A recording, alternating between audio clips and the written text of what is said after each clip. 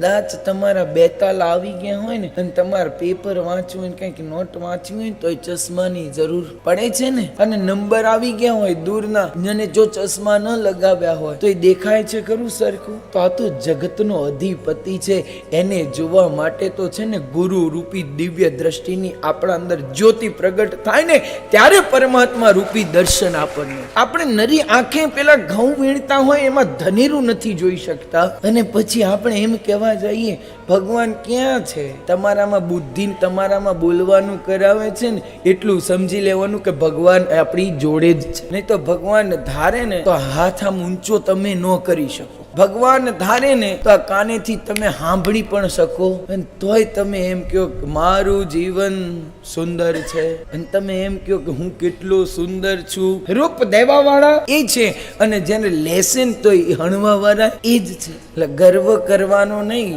આ વાળ છે ને ગમે ત્યારે ધોળા થઈ જશે.